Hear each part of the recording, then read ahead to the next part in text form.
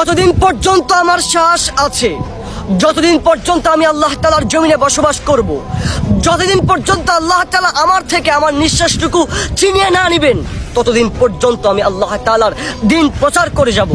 ততদিন পর্যন্ত আমি ইসলাম প্রচার করে যাব, মানুষদেরকে হালাল পথে আহ্বান করব, দিনের দাওয়াত দিব, ইসলামের প্রচার করে যাব।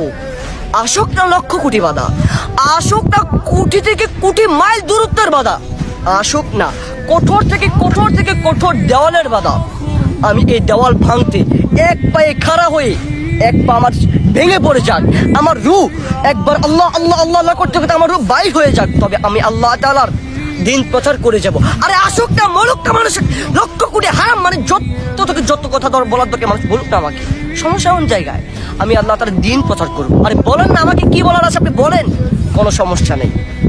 আমি বলছি না, আমি যতদিন পর্যন্ত আল্লাহ তাআলার জমিনে বেঁচে আছি, ঠিক ততদিন পর্যন্ত আমি আল্লাহ তাআলার দিন প্রচার করে যাব। আসুক লক্ষ কোটি বাধা, আসুক কোটি থেকে কোটি মাইল দূরত্বের বাধা, আমি আল্লাহ তাআলার দিন প্রচার করে যাব।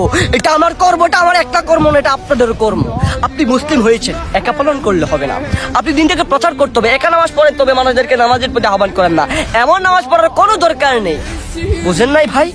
তাই একটা কথা বলি, যতদিন পর্যন্ত বেঁচে আছি, যতদিন পর্যন্ত এই জমিনে চলাফেরা করবো, এই জমিনে চলাফেরা করবো, আল্লাহ তাআলা আমাদের কাছ থেকে আমাদের শ্বাসটুকু ছিনিয়ে না নেবেন, ততদিন পর্যন্ত আমি দিন প্রচার করে যাব, ততদিন পর্যন্ত আমি ইসলাম প্রচার করে যাব, মানুষদেরকে সত্যের পথে আহ্বান করবো ইনশাআল্লাহ।